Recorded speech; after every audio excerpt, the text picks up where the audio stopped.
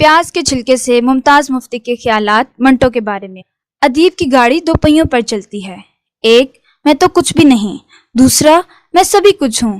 ایک بہت بڑا، دوسرا بہت چھوٹا، ایک گول، دوسرا چوکور۔ عوام کی گاڑی کے پہیے برابر ہوتے ہیں، ان کی زندگی میں روانی ہوتی ہے۔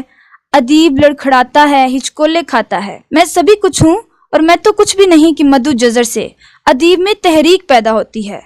اس طوفان زدہ سمندر کو پاٹنے کے لیے راجندر سنگھ بیدی نے میں تو کچھ بھی نہیں کی ناؤ بنا لی۔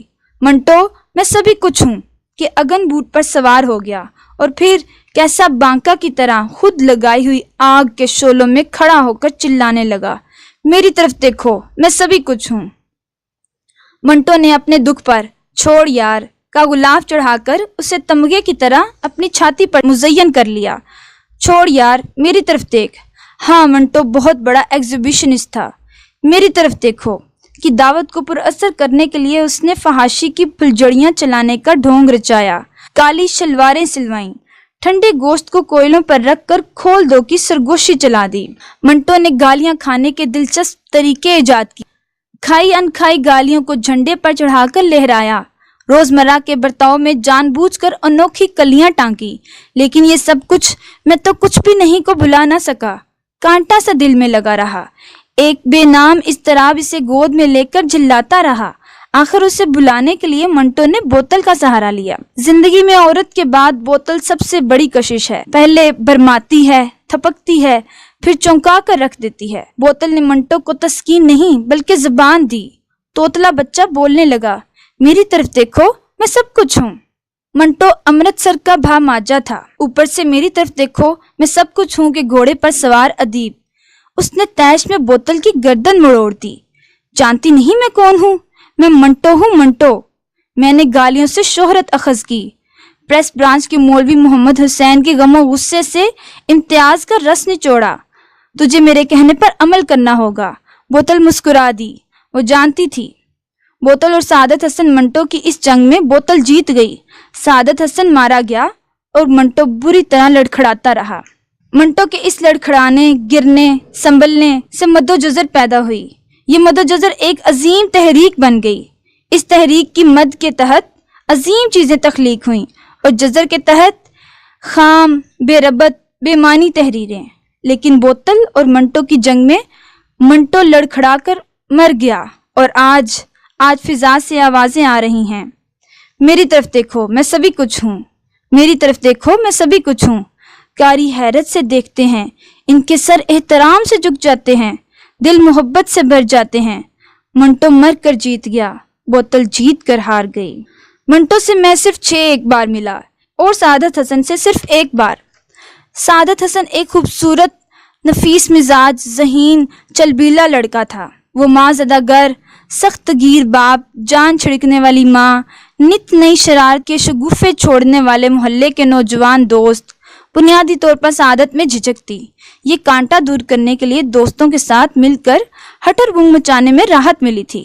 نتیجہ یہ ہوا متواتر کئی بار 10ویں میں فیل ہوا، عزیز و اقارب ولایت پاس تھے، خود مسلسل فیل، کمتری پھوڑا بن گئی، ذہن کو دھچکا لگا، دکھتی رگ چھڑ گئی، زخم جاگا، کچھ کر کر دکھاؤں۔ سارا عزم ایک بات پر مرکوز ہو گیا، چیخوف کی کہانیوں کو ترجمہ کرنے کی ٹھانی، دن رات مطالعے میں ایک کر دیے۔ مطالعہ اور محنت، دوستوں سے کھیلنے والے نے کتابوں سے کھیلنا شروع کر دیا۔ میں نے پوچھا، سعادت تبازات چیزیں کیوں نہیں لکھتے؟ بولا، ابھی برتن بھرا نہیں، بھرے تو اچھلے۔ اسی دور میں سعادت دھندلا پڑتا گیا اور منٹو ابھرتا گیا۔ شاید منٹو نے اس حقیقت کو پا لیا کہ بھرنا ضروری نہیں، اچھلنا ضروری ہے اور بھرنے کے بغیر بھی آ سکتا ہے۔ یا شاید منٹو کی شدت کا آتش فشاں پھوٹ نکلا جس نے اچھال کو تنکے کی طرح اٹھا کر پھینک دیا۔ منٹو پہلے سنبھل کر پھر مچل مچل کر اچھلا۔ اس اچھل میں ایک نشہ ہوتا ہے، جوں وہ منہ لگتا گیا، سعادت منٹو میں تبدیل ہوتا گیا۔ پھر اس نشہ کے ٹوٹنے کے ڈر سے منٹو نے بوتل اٹھا لی۔ بوتل نے سعادت کو مار دیا اور منٹو کو زندہ کر دیا۔ پھر بھی سعادت کی حیران آنکھیں منٹو کی اوٹ سے مظلوم نگاہوں سے جھانکتی رہیں۔ سعادت بے حد پیارا آدمی تھا، اس میں عورت حاوی تھی، ذہین، ہمدردی سے بند بری عورت، ایک چلبیلا مگر شریر بچہ، ایک بھا ماجا۔ سعادت کی شخصیت میں یہ تینوں گڈمڈ ہو رہے تھے۔ سعادت نے یہ سب کچھ منٹو کو دیا۔ منٹو کی بنیادی خصوصیات وہی سعادت والی ہی رہیں، وہی ہمدردی، وہی فیاضی، وہی معصومیت، وہی ذہانت، وہی ہلڑ بازی۔ صرف اس نے شرمیلی عورت کی آنکھوں میں میری طرف دیکھو کا کاجل لگا دیا اور ہونٹوں پر میری سنو کی سرخی تھوپ دی۔ سعادت کے گونگے با ماجا کو زبان دے دی گئی، گونگا بولنے لگا۔ ان دنوں یہ فیشن ہو گیا ہے کہ چمکیلی بات کرو اور انٹیلیکچوئل بن جاؤ۔ یہاں وہاں سے ہم لوگ چمکیلی باتیں چنتے رہتے ہیں، ان چمکیلے بٹنوں سے جیب بھر کر چائے خانے میں جا بیٹھتے ہیں، وہاں بنٹے کھیلتے ہیں، بنٹے سے بنٹا ٹکراتا ہے، پھر یہی چمکیلے بنٹے افسانوں کی لڑیوں میں پروئے جاتے ہیں، انہی لڑیوں سے ادب پارے تخلیق ہوتے ہیں۔ چمکیلی بات ذہن میں پھلجڑی چلاتی ہے، دل میں گرمی کی رو نہیں چلاتی۔ دور حاضرہ چمکیلی باتوں کا دور ہے، دل کی مدم دھڑکنوں کا دور نہیں۔ بے شک منٹو ایگزیبیشنسٹ تھا، لیکن وہ دکھاوے کا ایگزیبیشنسٹ نہیں تھا۔ اس نے نمائش بازی کا سیاہ نقاب اوڑھ رکھا تھا، نقاب تلے فیشن سے آری چٹ کپڑی گھریلو جینیس تھی، جس کے دل میں شدت کا آرا چل رہا تھا، بند بند میں درد کا رچاؤ تھا، دیکھنے والی نگاہ تھی، بے پناہ خلوص کی دھڑکن تھی۔ شخصیت بھی ایک عجیب معجزہ ہے، جہاں تضاد ہارمنی پیدا کرتا ہے، ہارمنی تضاد پیدا کرتی ہے۔ اس دکھاوے کے ایگزیبیشنسٹ نے سرکس کے جوکر کی طرح بڑے بڑے شاندار کرتب دکھائے۔ کسی نے کہا، منٹو آؤ کے عنوان سے لکھو۔ منٹو نے ڈرامہ لکھ دیا۔ کسی مسخرے نے اکسایا، منٹو پتھر پر لکھ سکتے ہو۔ منٹو کسی چیز پر نہیں لکھ سکتا۔ منٹو کس چیز پر نہیں لکھ سکتا؟ اور منٹو نے پتھر پر لکھ دیا، نہ جانے کیا لکھ دیا۔ پھر بوتل بولی، مجھ سے ملاقات چاہتے ہو تو لکھو، بکنے کے لیے لکھو، پینے کے لیے لکھو، پبلشر کے آگے سیس نواؤ، کاری کے لیے جنس کی پھلجڑیاں چلاؤ، کالی شلواروں میں ٹھنڈے گوشت کی گٹھریاں باندھو، پھر میں تم سے آ ملوں گی۔ منٹو نے عمدہ کاغذ کا گٹھا اکٹھا کیا، ایک ورق پر اہتمام سے 7 8 6 لکھا اور نئے ادارے میں جا بیٹھا۔ یار نذیر 50 روپے دو۔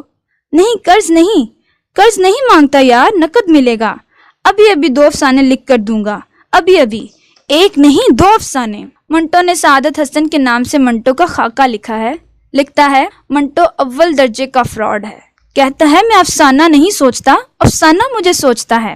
دراصل افسانہ لکھتے وقت اس کی وہی حالت ہوتی ہے جیسے مرغی انڈا دیتی ہے۔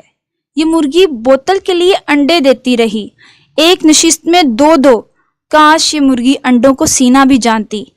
منٹو بڑی صلاحیتوں کا مالک تھا، اس کے پاس نگاہ تھی، زیر لب تبسم تھا، آنسوؤں میں خون کی سرخی تھی، لیکن منٹو نے اپنا آپ یوں لٹا دیا جیسے کسی عورت نے محلے والوں کو اپنی نئی انگوٹھی دکھانے کے لیے اپنے گھر کو آگ لگا دی تھی۔ پیاز کے چھلکے سے ممتاز مفتی کے خیالات منٹو کے بارے میں۔